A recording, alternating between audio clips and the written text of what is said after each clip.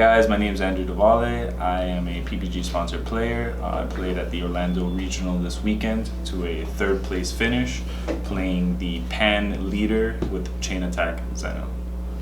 Hey guys, alright, so the Pan deck that I played to the 3rd place finish featured obviously Pan as the leader. Her effect is that when you bring in a battle card, it gains plus 5,000 power, and if it reaches 2k power or 20k power, after that effect triggers, she draws a card. She has this on both the front and the back, which makes her a very defensive leader and a great leader to run with Chain Zeno. Same thing on the back again, and she also draws when she swings a card. Her awakening turn can be very powerful, and after Chain Zeno, she easily can pressure the opponent and go for game a few turns later.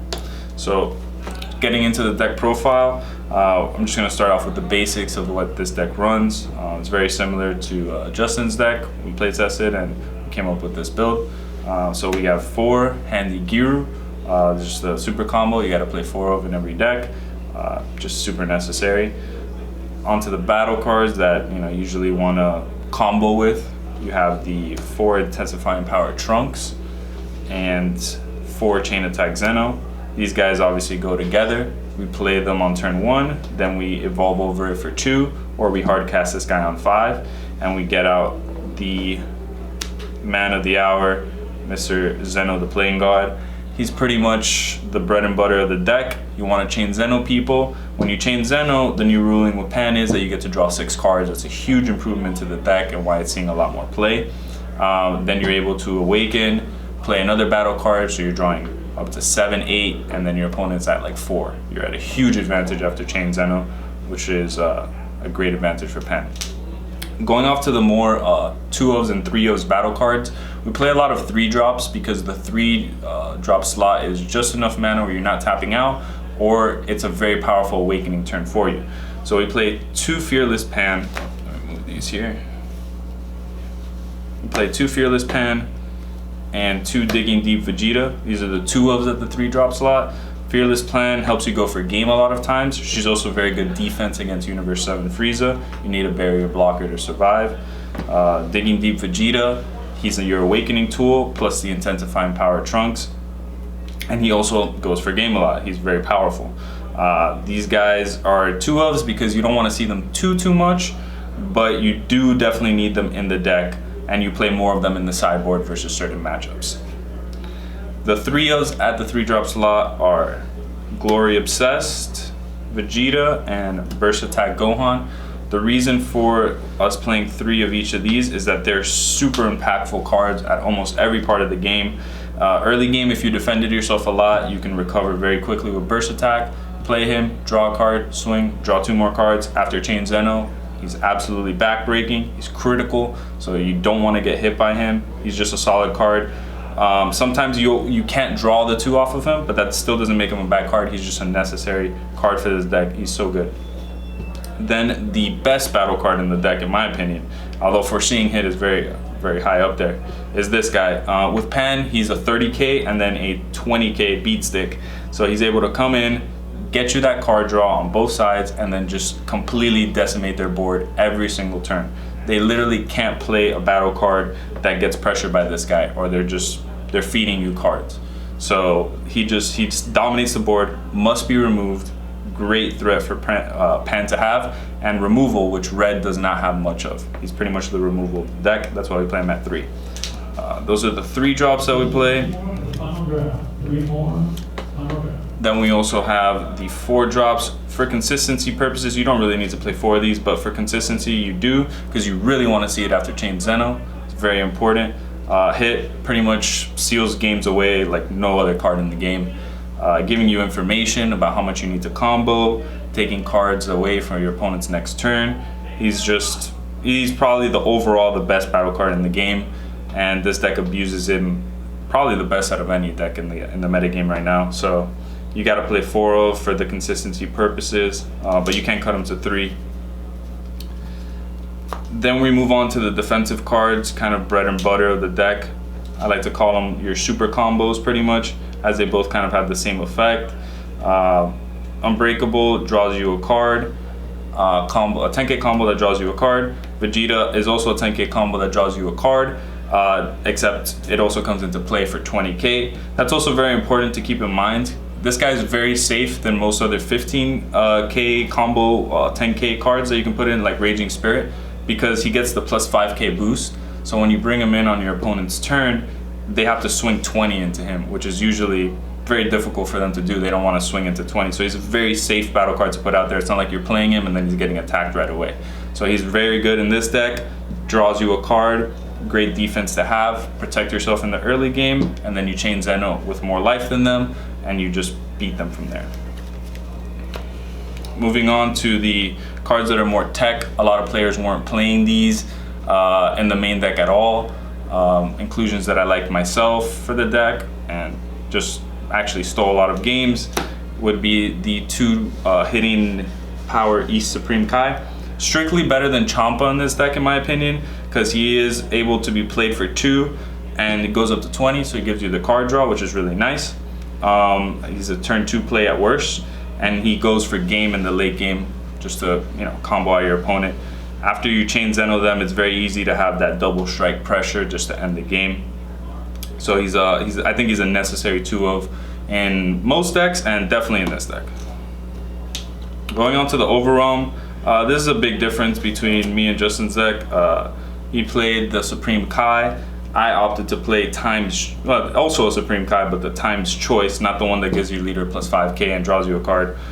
This guy also draws you a card, but what you can do with him is you can stack the triggers when he comes into play to look at the top 3, get some information, and then draw a card, or draw a card and then get some information depending on how you want to play it.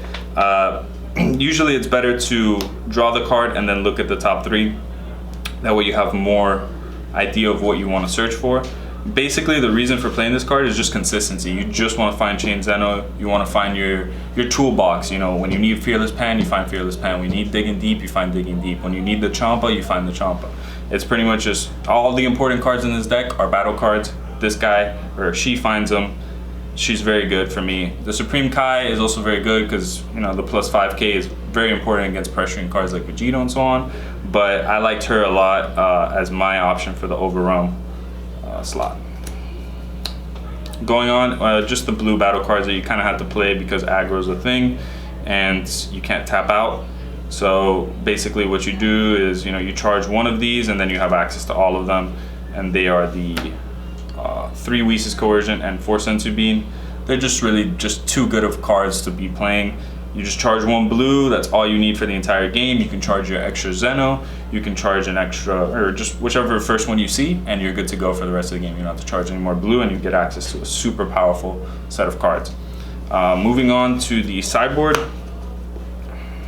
we played some tech cards. Planet M2, it's a 1-of. We bring this in against decks like Hercule, bring this in against decks that want to play a lot of 1-drops. We just play it early on, it stays after Chain Zeno, and we can kill stuff.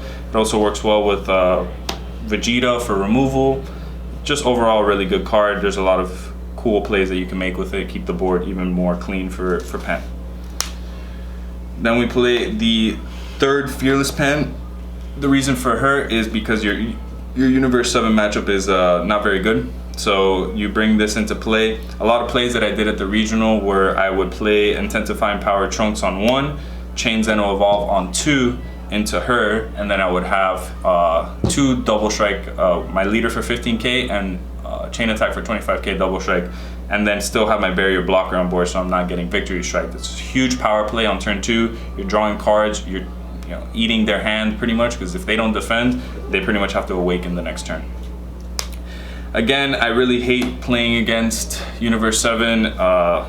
No gameplay, they just try to win the game on their own. So I force the action, I get in there with Haru Haru. It also works against Cell Chain and other leaders. It's really a brutal card to play against, especially if you have 4 energy, because you can like do something with 1 energy, then untap all 4. And when it comes into play, it's also a 15k, so it gets you the draw card. So it's just overall just a very plus card against that matchup, and the crit pressure is just insane. We play the other 2 Digging Deeps. Again, this is for the same matchups against leader that don't want to awaken you, like Universe 7. There are a lot of cards in here against Universe 7 because I do feel it's one of the worst matchups for the deck, along with Storm. If they draw right, it can be a little bit tricky. So we play the other 2 Digging Deep because to complement the 2 in the main, to awaken quicker and make sure that we can pressure them more. 2 Masayan. This card solely comes in against grindier matchups and Storm. The purpose for this card is when you need to remove certain things like cell chains and other just like random cards, but mostly like to remove 2 Gotens off the board or 2 Videls or something like that. When they play a lot of Nuggets, this card's really good swap. Usually I would take out the 3 Overwhelm from the main and put in these 2 Overwhelm just to kind of have that slot. Also, it comes into play, gets the draw. It's a 25k double strike. Does a lot of things in those matchups. It's really good. Bodyguard Legit came in against aggro. Just a nice guy to have on turn 2 or 3 or whatever it might be, so that you can get something on board to block and defend yourself. And it also, when it comes into play, it draws you a card. So it's like almost like a 1-drop for this deck, because most decks in this format play 1-drop, so you can counter their 1-drop with Bodyguard Legit. Very powerful. Then we play 3 Unending Awakening. This is solely for the Storm matchup. Early game, you kind of want to just stifle them. The more energy that you have, the more plays that you can make. So you don't want them to be pressuring your life when you're at 10, forcing your awakening. So you can play this, get your leader up to 15 before it should be, and negate an attack while you're at it. It's pretty much you're playing 4 Sensu main. This is 3 more Sensu beings basically in the sideboard. So you have 7 total against that matchup. And then finally 2 Saiyan Onslaught Clefla, purely for the mirror, purely for, I played a lot of Krillin decks playing Chain Zeno. This card comes down and it demolishes board. It's also really good against Cell Chain. If they try to play a long game against you, you're dropping big bombs like this and they have no answers. It just eats them alive. So this guy put in some work as well. And yeah, that's the deck profile, guys. All right, guys, that was my 3rd place pan deck profile that I played at the Orlando Regional. I just want to give a shout out to my sponsors, PPG and Ultra Pro. And thank you so much, guys. The fans mean everything.